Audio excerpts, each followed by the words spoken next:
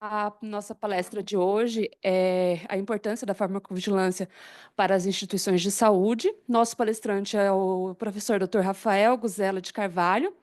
Ele é farmacêutico clínico da Unifesp, São Paulo, mestre em ciências farmacêuticas pela Federal de Juiz de Fora, doutor em biologia molecular pela EPM Unifesp, coordenador do Serviço de Farmacovigilância e vice-coordenador do Núcleo de Segurança do Paciente do Hospital São Paulo, professor e preceptor do Programa de Residência Multiprofissional em Cardiologia e do Programa de Residência Multiprofissional e Transplante e Captação de Órgãos da Unifesp São Paulo.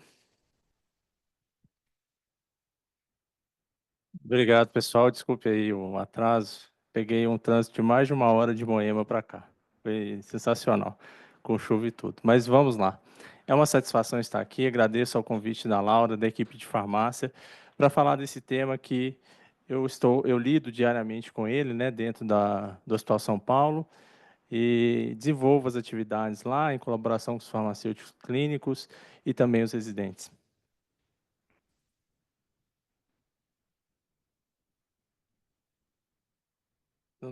Eu acho. É para cá? Sim.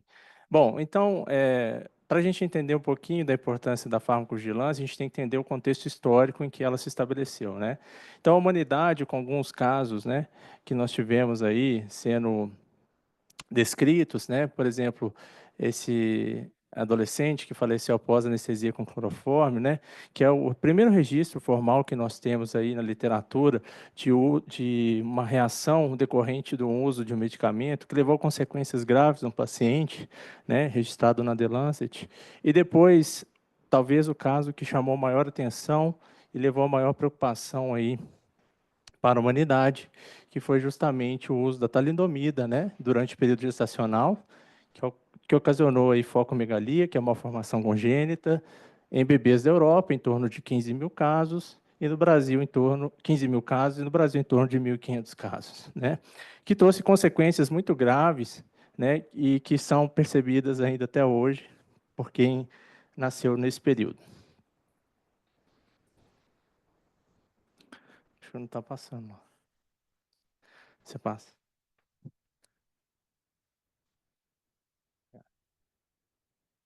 Bom, então a humanidade foi percebendo a necessidade, né, de fato, estabelecer uma vigilância com medicamentos, entender melhor possíveis reações adversas advindas desses eventos que podem acontecer, e depois, já estabelecido de fato, né, os conselhos de farmacovigilância mundiais, nós tivemos aí depois outros eventos importantes, 2001, 2004 e 2005, 2007, né?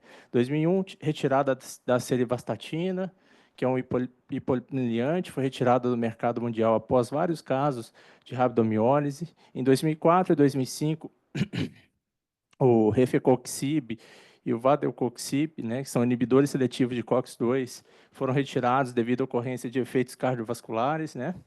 E em 2007, o globutinol, um antiturcígeno, foi recolhido do mercado mundial devido à possibilidade de alterações graves do ritmo cardíaco. Então, a gente foi tendo eventos importantes que foram impactando a humanidade, reforçando a necessidade de se consolidar um sistema de farmacovigilância que fosse integrado, que pudesse passar informações a diferentes países e diferentes agências reguladoras. Também, nesse contexto, é importante que a gente tenha em vista as questões de farmacoepidemiologia associadas a reações adversas, a eventos adversos a medicamentos. Então, nós temos essa publicação, que é de 2016, que foram registrados 21.532 óbitos no Brasil por eventos adversos a medicamentos, né?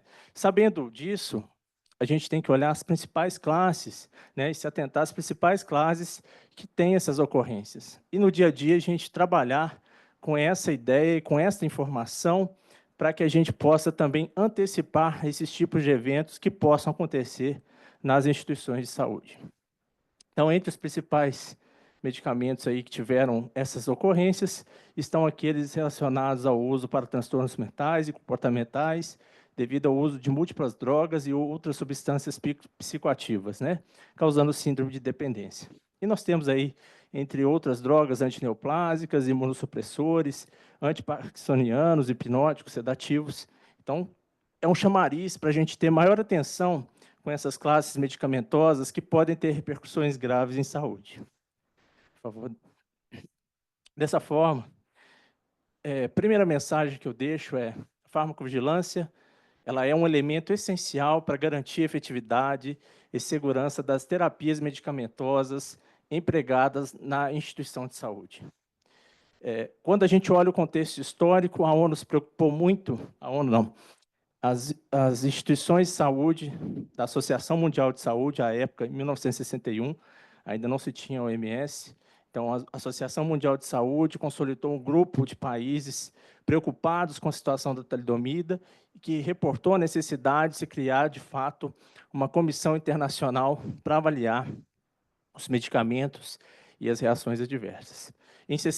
Na década de 60 e 70, isto foi evoluindo até criar, então, um conselho internacional que ficou centralizado, coordenado pelo Uppsala Monitor Center, que até hoje coordena aí o Centro Mundial de Farmacovigilância pela Organização Mundial de Saúde. No Brasil, nós tivemos alguns eventos importantes. Eles aconteceram principalmente aí com o advento da Anvisa, com a criação da Anvisa. Em 2001, tivemos a criação do Centro Nacional de Monitorização de Medicamentos, que passou a coordenar o Programa Nacional de Farmacovigilância, e também tivemos a criação da Rede Sentinela, principalmente aí no início com os hospitais, que tinham muitas demandas e usos de medicamentos e poderiam fazer um reporte melhor em relação a reações adversas e eventos adversos a medicamentos. Em 2006, a Anvisa faz a implementação do Notivisa para reportar tanto eventos adversos como um todo, tanto reações adversas quanto erros de medicação. Já em 2018, tivemos a implementação do VIGMED, que hoje é o sistema específico para a gente fazer notificações de reações adversas, e o Notivisa ficou mais vinculado aos desvios de qualidade. Bom, esse arcabouço regulatório, constituído aí pelos organismos internacionais, e aí eles criaram os ICHs, as harmonizações internacionais, principalmente no início com os Estados Unidos, Japão, os países europeus, e depois foram integrando outros países para que as avaliações dos medicamentos fossem sendo consolidadas com um entendimento comum em relação às suas indicações e possíveis também reações adversas. No Brasil, a gente tem um marco importante, que é a RDC 406 de 2020, que regulamenta as boas práticas de farmacovigilância para os detentores de registro de medicamentos de uso humano. Foi uma RDC muito importante no sentido de vincular aos detentores de registro a obrigatoriedade do estabelecimento de uma rotina de farmacovigilância. Isso tudo também, esse arcabouço, ele cria uma obrigatoriedade das notificações de eventos adversos, a Anvisa e outras entidades, o que fortalece aqui essa rede. Bom, farmacovigilância é entendida como a ciência e atividades relativas à identificação, avaliação, compreensão e prevenção de efeitos adversos ou quaisquer problemas relacionados ao seu uso. A tríade de trabalho da farmacovigilância está associada a reações adversas, queixas técnicas, erros de medicação. Então, com essa tríade aqui que nós trabalhamos diariamente, e isso aqui tem grande impacto para os serviços de saúde, em termos da qualidade da terapia medicamentosa, pelas indicações realizadas e também por prevenir possíveis reações adversas. Por favor, Laura. Dentro do desenvolvimento da farmacovigilância, a gente tem que ter em vista alguns pontos específicos importantes. Um deles é a segurança do paciente, para identificar as reações adversas e minimizá-las. Uma outra questão é a importância da farmacovigilância na saúde pública, porque a partir do momento que eu identifico na minha instituição um determinado evento adverso relacionado ao medicamento, ele pode ter impacto para toda a sociedade, para as outras instituições de saúde também. Então, a farmacovigilância tem um viés de saúde pública muito importante. Outra questão é a conformidade legal para atender às regulamentações nacionais e internacionais quanto à qualidade dos produtos farmacêuticos, quanto aos medicamentos, e a qualidade dos medicamentos para garantir que eles sejam comercializados e mantenham os padrões de segurança e eficácia. Bom, esse é um reporte importante, que é a questão do gerenciamento de risco em farmacovigilância, temos aí dados consolidados que demonstram que de 5 a 8% das internações hospitalares estão relacionadas a eventos adversos a medicamentos. Tá? As revisões sistemáticas apontam que isso repercute em prolongamento da hospitalização, utilização de recursos adicionais, absenteísmo do trabalho, redução da satisfação do paciente. Ainda temos mais dados demonstrando que um caso por dia, né, publicado pelo Institute of Medicine, estima que, em média, um paciente hospitalizado esteja sujeito a um erro de medicação por dia. Para vocês entenderem como que isso é relevante e como é importante que a gente discuta esses tópicos dentro das nossas instituições. Então, deixo aqui uma segunda reflexão e mensagem. O gerenciamento do risco do processo de utilização dos medicamentos representa um importante instrumento para a saúde pública. Por favor.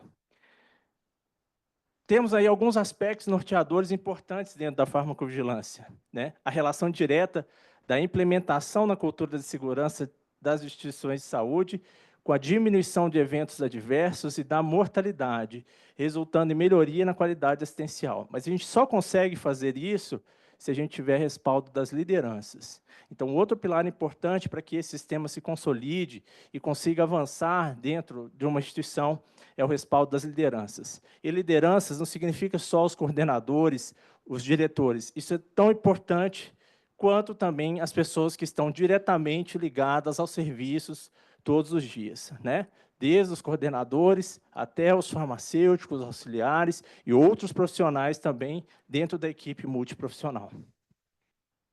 Dentro dos processos de farmacovigilância, a gente tem a notificação, que é relatar às autoridades competentes eventos adversos a medicamentos, sendo ela aqui no Brasil a Anvisa, né, e posteriormente a OMS, pela conexão com o centro de Uppsala. Temos a parte de avaliação, que é uma parte muito importante, né? Às vezes a gente fica concentrado, quando estabelece um serviço de farmacovigilância, em ter um número de notificações. Mas tão importante quanto a gente conseguir detectar, né, e fazer notificações, reportando eventos adversos a medicamentos, é também a gente conseguir fazer uma avaliação adequada, que crie know-how, que crie conhecimento agregado à parte clínica da instituição. E também temos os aspectos relacionados à ação, para implementar medidas preventivas, corretivas, como alertas, ou apontar necessidade de modificações em bulas e materiais técnicos que podem ser da própria instituição, os guias terapêuticos e outros materiais. Bom, a parte de detecção é uma parte importante, né? Nós começamos muito a ter, no início, né, notificações passivas, né, independente da notificação espontânea de profissionais de saúde, né, principalmente, mas hoje o que está mais em voga, em destaque, né, com certeza, é utilizar ferramentas de busca ativa, né, como os Trigger Tools. Tá? Então, essas ferramentas hoje permitem que a gente consiga detectar eventos que estavam subnotificados e permite também com que a gente discuta melhor a farmacoterapia que está sendo empregada na instituição e as repercussões de saúde que ela tem agregado ou não. Bom, só para vocês entenderem a importância, depois quem quiser dar uma lida mais aprofundada nesse trabalho, esse trabalho foi um trabalho que fez a implementação da ferramenta usando os Trigger Tools, os rastreadores. Então, eles definiram um determinado número de rastreadores, em torno de 25 rastreadores, e aí fizeram uma análise retrospectiva do prontuário, tá, com pacientes com permanência mínima de 2 dias de internação. Foram selecionados prontuários de forma aleatória, e a revisão do prontuário, realizada pela equipe que estava validando esse protocolo, não poderia exceder o prazo de 20 minutos. Os resultados são impactantes. Dos 1.704 prontuários revisados, foram encontrados 2.187 triggers, 2.187 rastreadores. Desses rastreadores identificados, de fato, 413 eram triggers verdadeiros, ou seja, correspondiam a uma identificação, a um rastreador que vinculava a um evento adverso a um medicamento. Tá? Isso aqui representa 18% de todos os triggers que eles identificaram. Num subgrupo, para vocês entenderem como que as ferramentas de busca ativa têm um impacto grande nesse aspecto. Fizeram um subgrupo nesse trabalho com hospitais específicos, eles identificaram 274 eventos adversos a medicamentos, utilizando o protocolo de Trigger Tools que eles estavam validando. E apenas 1,8% foram identificados por outros métodos disponíveis na instituição. 1,8%, pessoal, deste valor aqui, representa 5 casos. Então, eles conseguiram identificar 274 casos, utilizando uma metodologia de busca ativa, padronizada, e 5 casos por notificação espontânea. Isso tem um impacto muito grande. Pode continuar lá. Hã? Não, vamos em frente. Vamos lá.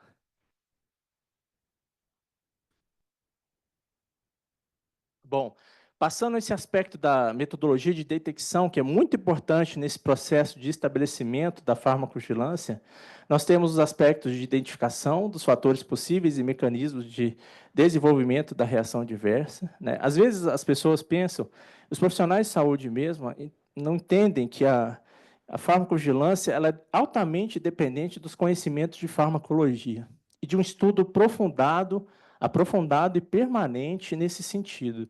Então, fazer a identificação correta, entender os mecanismos que desenvolvem uma reação no paciente, o perfil dele, idade, condições clínicas, função renal, função hepática, fatores, então, que possam interferir ou levar a reações adversas por um determinado uso de medicamento, é também um aspecto muito importante a ser avaliado dentro desse ecossistema.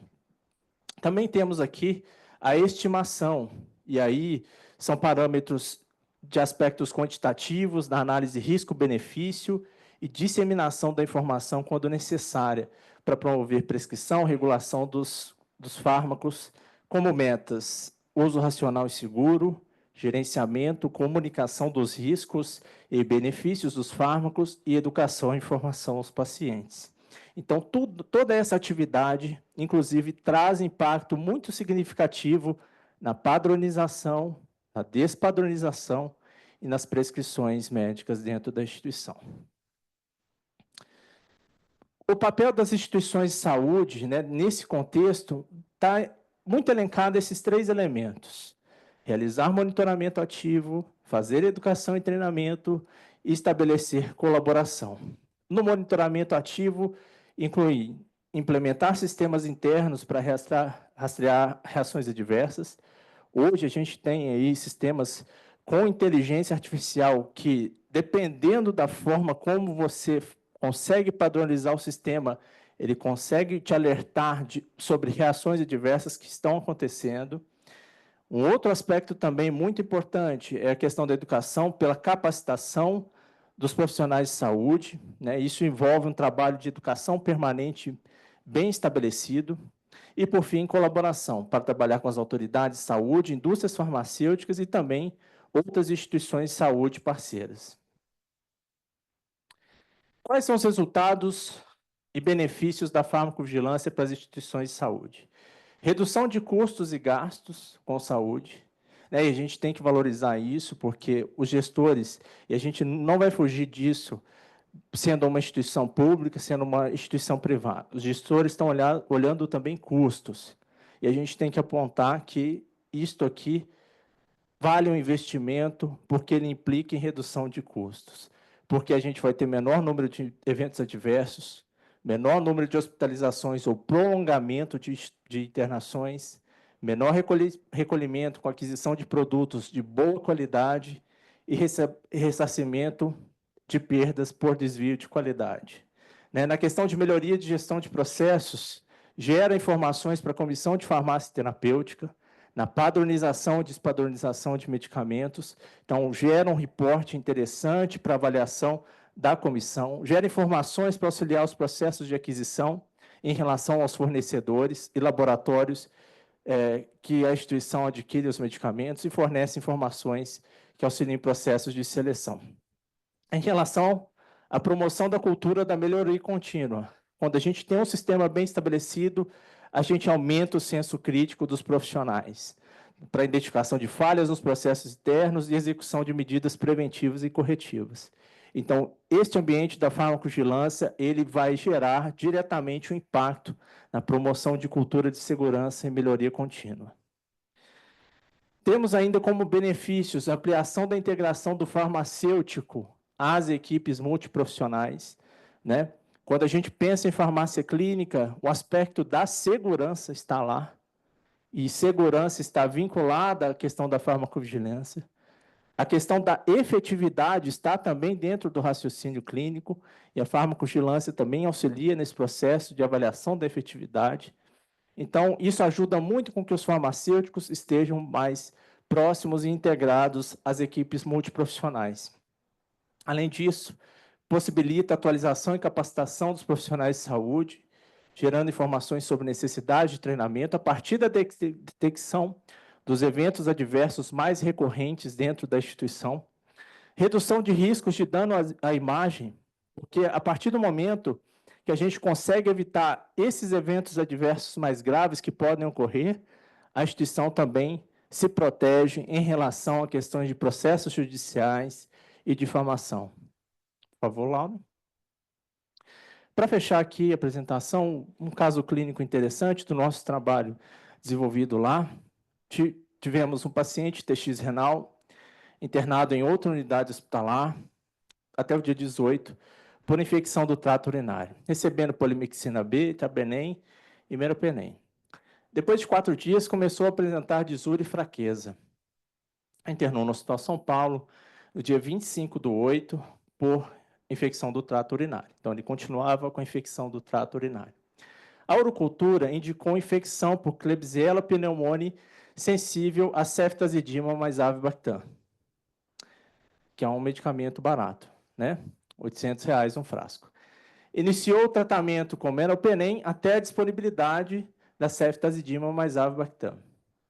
No dia 30/8, no momento da administração da ceftazidima mais avibactam, o paciente começou a apresentar prurido generalizado, anafilaxias e lesões no membro superior direito.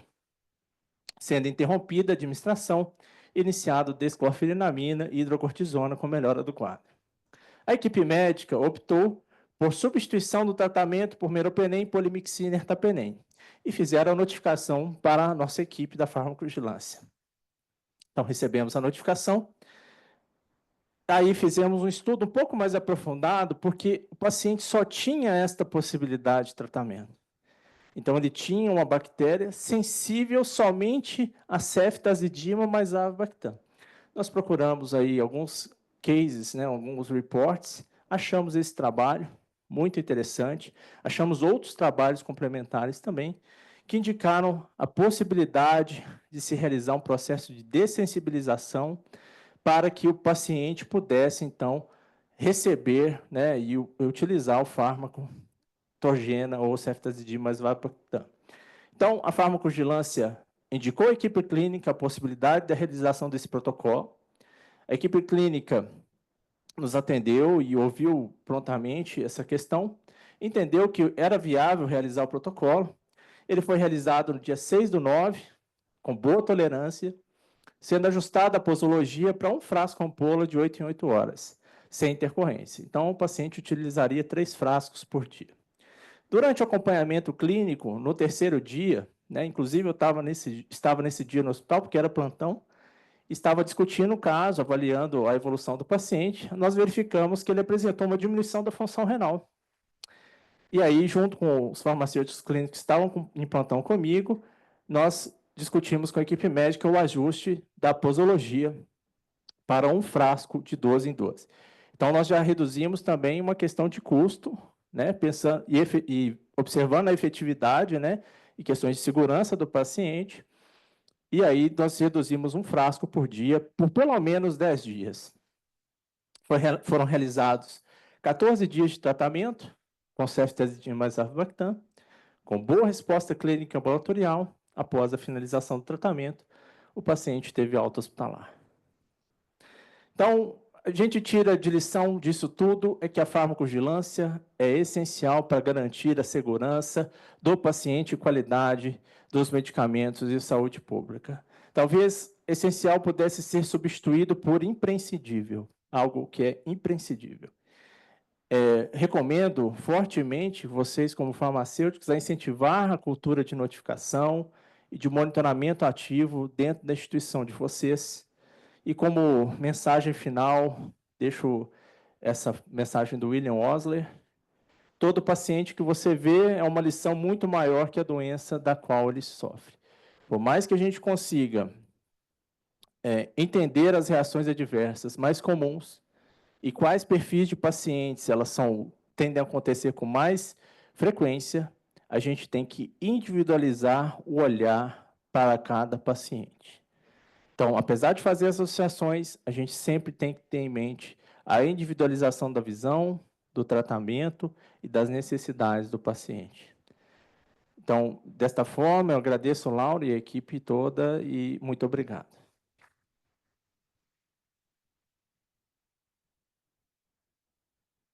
Obrigado, Rafael. Está aberto para dúvidas, quem tem perguntas?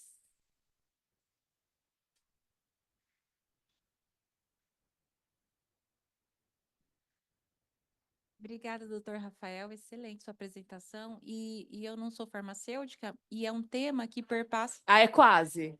É quase. Ela é nutricionista farmacêutica. Então já está quase lá mesmo. Nutracêutica. Eles entram na minha mente, eu fui fazer farmácia, estou na metade. Quase na metade. Né? Tá Pronto, tô chegando na lá. metade. E aí, eu achei excelente a forma que você trouxe, ele é um tema realmente multidisciplinar, né? Então, eu acho que pode perpassar por diversas profissionais, eles estarem capacitados para todos serem, em algum momento, uma barreira ou um promotor da segurança.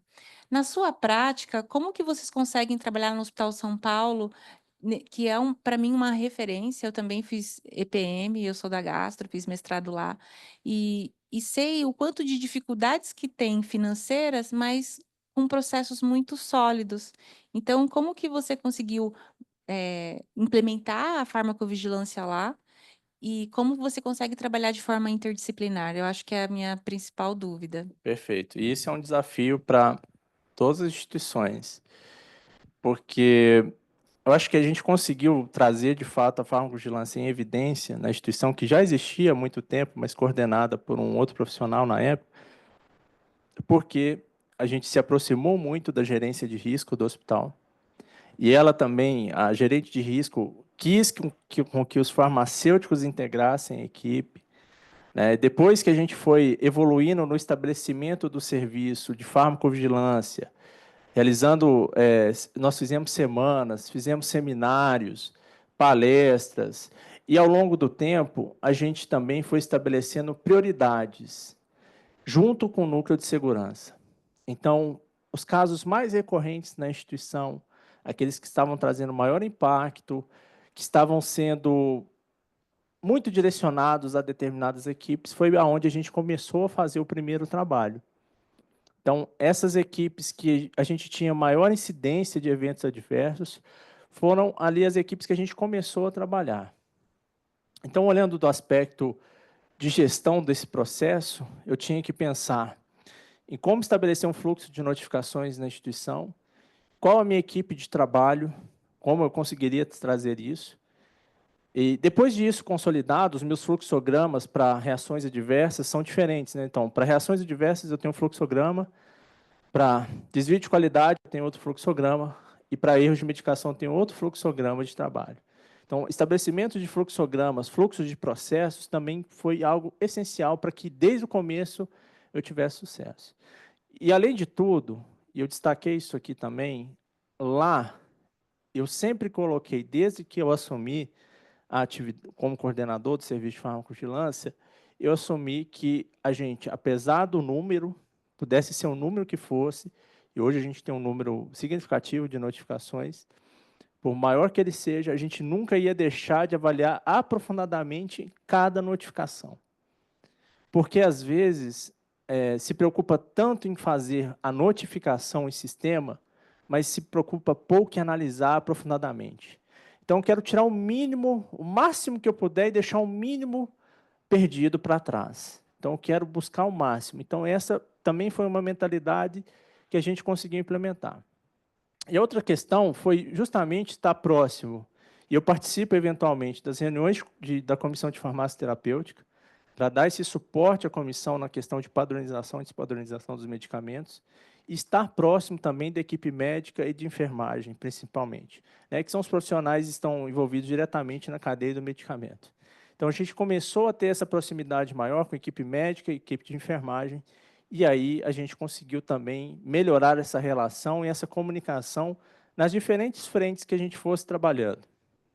Claro que a gente tem uma renovação de equipe grande ainda, muitos profissionais são substituídos frequentemente, mas com os pilares, com aqueles líderes de equipe à frente e consciência do processo, a gente consegue, ainda que tenha uma troca de equipe, a gente consegue que aquilo se consolide nos setores. Então, identificar lideranças dentro dos setores também é algo essencial para que você consiga implementar e não perca e não regrida, né, em função de substituições ou outras contratações de profissionais que não eram da instituição, né? Isso gera também uma propagação de informações dentro da equipe, né? Isso ajuda também nessa interface da farmacovigilância com as unidades clínicas diferentes. E uma outra coisa essencial, né, foi, desde o início também, eu fiz com questão de que os residentes estivessem próximos também, né? Nós temos assim, um quantitativo de farmacêuticos clínicos pequenos, e dentro desse contexto, eu precisava ter uma turma que fosse volumosa e que nos apoiasse. Então, sempre trouxe os residentes para perto da farmacovigilância e eles ajudam muito nesse processo também. Eles adoram, e muitos dos residentes que passaram comigo já saíram, inclusive, né, estão em outras instituições coordenando o serviço de farmacovigilância, porque entenderam as informações-chave, como fazer o serviço acontecer, né, como estabelecer os fluxos de trabalho e como consolidá-los dentro de uma instituição. Então, acho que isso é fundamental para que a instituição sempre esteja ali desenvolvendo essa atividade e fazendo com que ela evolua dentro da instituição. E é uma satisfação, né? Você, como coordenador, ver esse volume e esse crescimento insustentável, né? Com E certeza. outros profissionais farmacêuticos fazendo em outros serviços, né? Com certeza. Eu acrescentaria ainda algo que eu não comentei, que foi a mudança de diretoria clínica do hospital.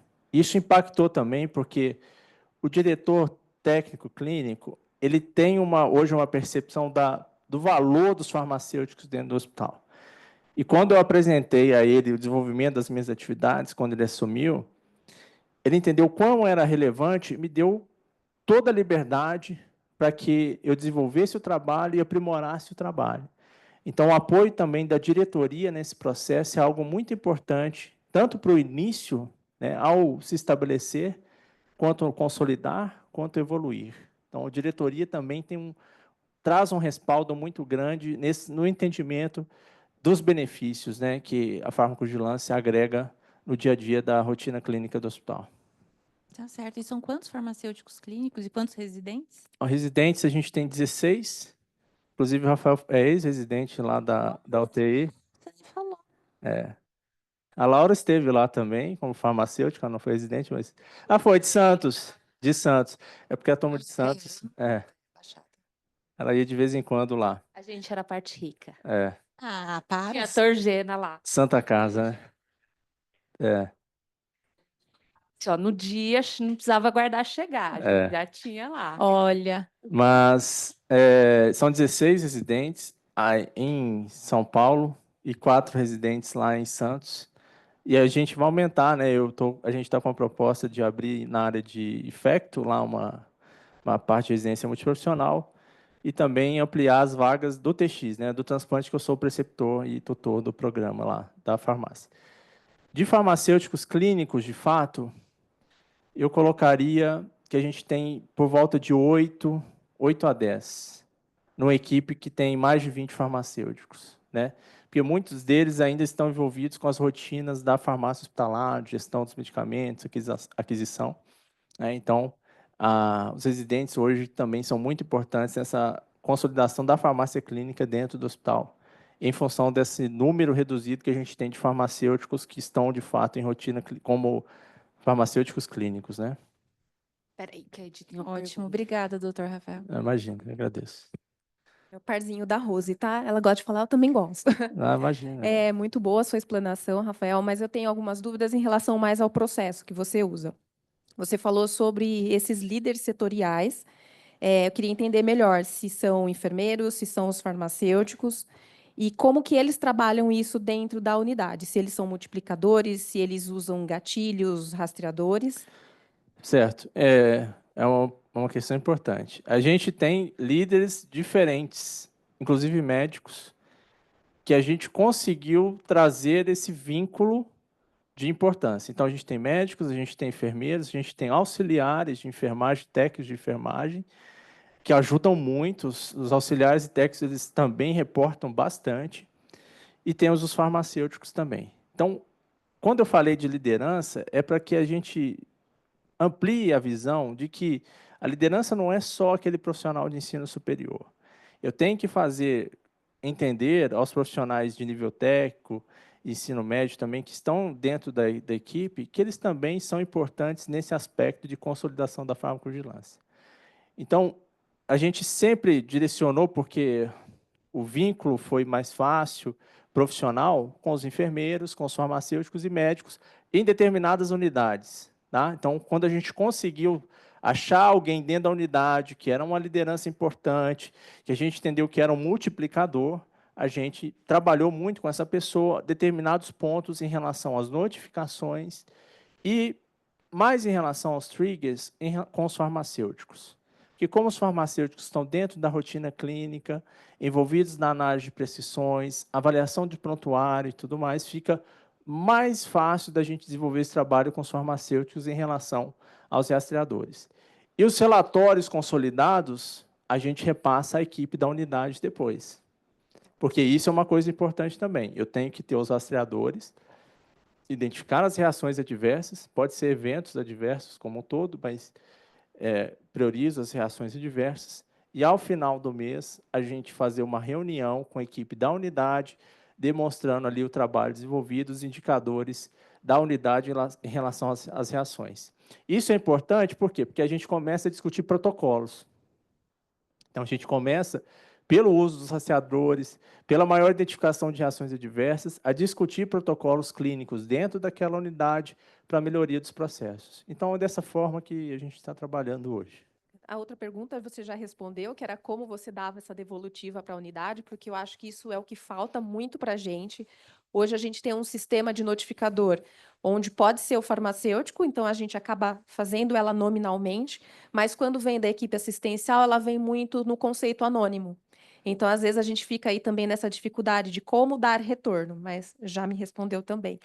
Nós trabalhamos também com todas anonimizadas, tá? Então, eu não tenho identificação nem do perfil eu tenho. Então, a gerência de risco faz uma triagem de tudo que ela recebe, envia toda a parte de farmacovigilância para mim, daquilo que foi notificado, e a gente não tem notificação indicação nem do perfil profissional, se é farmacêutico, se é médico, nem nome. Mas a gente tem as unidades. Então, a gente consegue, aí com o relatório da unidade, fazer esse trabalho específico de devolutivo, que é importante, porque a pessoa que notificou, você não sabe quem é, mas ela entende que ela está sendo, que aquilo que ela reportou está sendo ouvido, né? Está sendo visto, verificado, está sendo avaliado. Então, os retornos são sempre por setor, Por setorial. setorizados. Perfeito. Setorizados. Gente, se vocês não tiverem dúvida, eu tenho várias, tá? Tá, vamos fazer um ping-pong. vai lá. Tem uma no online. O Thiago, ele falou, boa tarde, com relação às notificações na Anvisa, vocês notificam todas as reações ou apenas as graves? Todas as reações adversas a gente notifica. Em relação aos erros de medicação, eu notifico todos os eventos moderados e graves. Os eventos leves, né, os erros de medicação considerados leves, eu não reporto, porque é uma infinidade de eventos. Eu não tenho equipe suficiente para fazer uma avaliação em cima dos erros de medicação leve. Então, assim, os eventos moderados, os erros de medicação moderados e graves, eu reporto todos. As reações adversas, independente do dano que causou o paciente, da gravidade que foi a reação, eu reporto todas. Desvio de qualidade, sendo confirmado, eu reporto todos. Então, só os erros de medicação leves que eu não reporto todos, em função de uma questão operacional. Certo. Deixa a Karine falar depois. Boa tarde, doutor Rafael. Boa Meu nome é tarde. Karine. Olá. Na verdade, eu tenho duas perguntas, se for Certo. rápido. A primeira é se na instituição vocês fazem monitoramento pós-alta. Eu estou no setor de transplante também, e fazemos esse monitoramento pós-alta de pacientes, e se vocês fazem a farmacovigilância no pós-alta desses pacientes, porque muitos relatam alguns efeitos adversos também dos medicamentos. E a segunda pergunta é se você mesmo, desculpa, com toda essa implementação, enfrenta desafios atuais, qual é o maior deles? As duas perguntas difíceis, né? Bom, em relação ao serviço de avaliação pós-alta, né, de reações, a gente tem um serviço ambulatorial que trabalha com os pacientes pós-transplante também, mas a gente ainda não conseguiu fazer essa interface muito com os ambulatórios, que ali a gente teria essa interface maior, tá? Mas é algo que a gente já pensou em algum momento. Mas em função das demandas que a gente tem hoje, não é algo que a gente trabalhe diariamente ainda, né? Até porque o nosso ambulatório lá, ele foi reformado do transplante específico, que eu sou preceptor. Foi reformado recentemente, então houve um realinhamento de toda a equipe e direcionamento para um prédio. Então a gente está primeiro estabelecendo as consultas, como são realizadas, como que vai ser a atuação da equipe multiprofissional, a avaliação do farmacêutico, né, dentro dessas consultas com os pacientes, pré-transplante e pós-transplante, tá? E talvez isso seja algo importante a ser avaliado também, tá?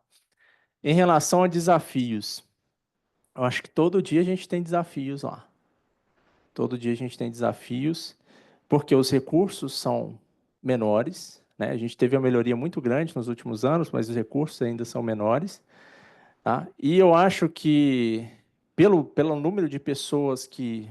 Então, quando eu tenho um residente, quando eu tenho um número de farmacêuticos residentes, que eu consigo desenvolver com eles, de certa forma, por mais tempo a atividade, né? Isso agrega muito à minha rotina de trabalho e consigo evoluir mais em determinados aspectos. Então, o número de farmacêuticos hoje impacta.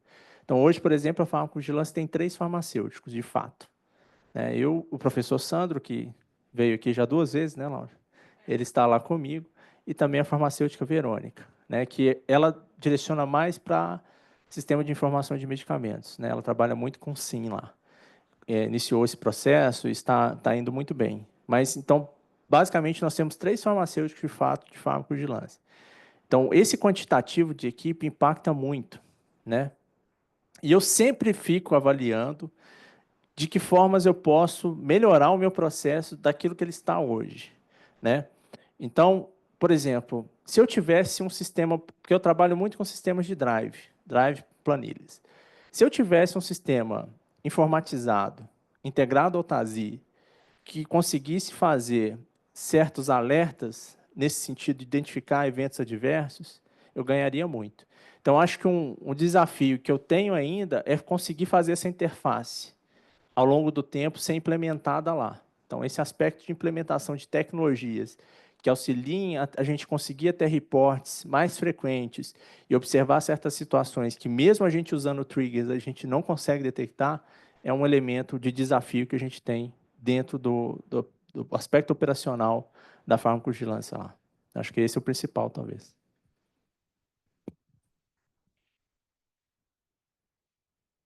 Edivânia de novo. Sobre algoritmo, a gente tem aí OMS, Cart Lasanha, Naranjo. Todos eles deixam, às vezes, a resposta ali que é a que ninguém quer, que é Duvidosa. indefinida, duvidosa. Como que você trata isso quando você tem um número muito grande com essas classificações? Porque a gente sabe que aquele duvidoso, muitas vezes, ela é real, mas o algoritmo não te mostrou. Como que você trata isso? Eu trato como duvidoso. Eu respeito o algoritmo. Essa é a tristeza. Porque se eu não tiver um parâmetro objetivo confiável, os meus reportes vão ser ruins. Se ele der duvidoso, eu tenho que colocar duvidoso. Inclusive, você trabalha com farmacovigilância aqui? É?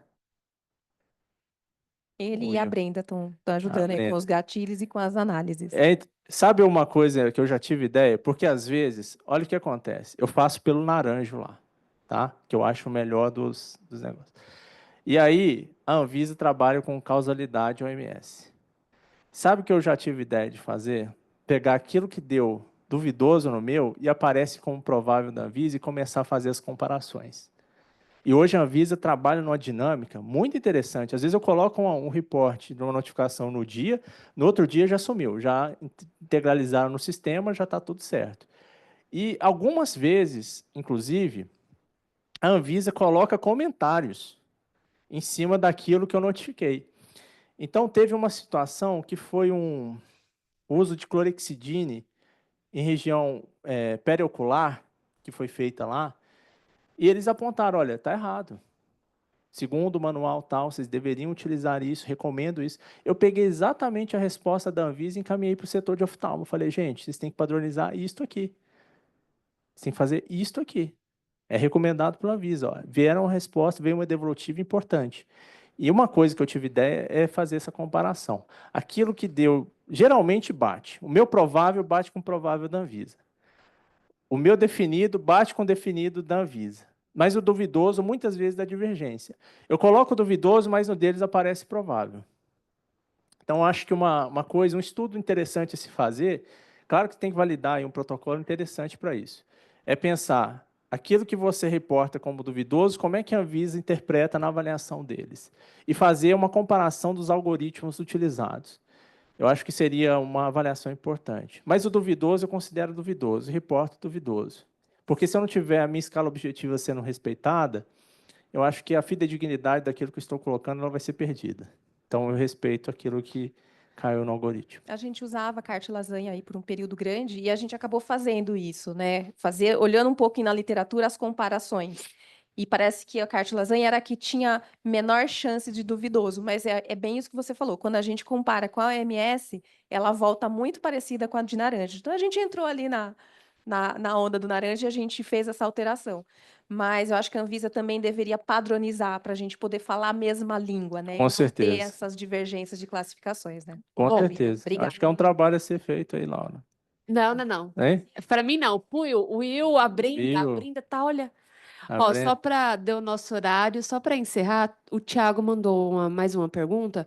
Vocês possuem algum tipo de acompanhamento de RAM para vacinas? Por exemplo, recém-nascido, pós-TMO?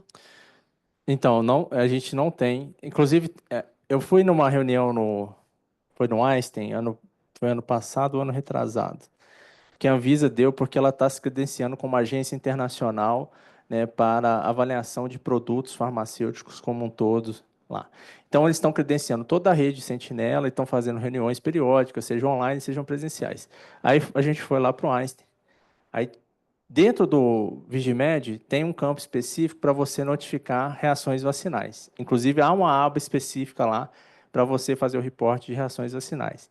Aí, quando eu fui perguntar lá, falei, olha, perguntei, eu não lembro exatamente a pessoa da Anvisa que eu perguntei, mas olha, se tiver reações vacinais, eu reporto no Vigimed? Porque se eu for fazer isso, tem um centro de imunizações da Unifesp lá embaixo, eu tinha que estar trabalhando com eles todo dia, né? E eles falaram assim, não, apesar da gente ter aberto as reações vacinais lá no portal do Vigimed, que veio do Vigiflow lá de Uppsala, as reações vacinais ainda estão vinculadas ao Sistema Brasileiro de Imunizações.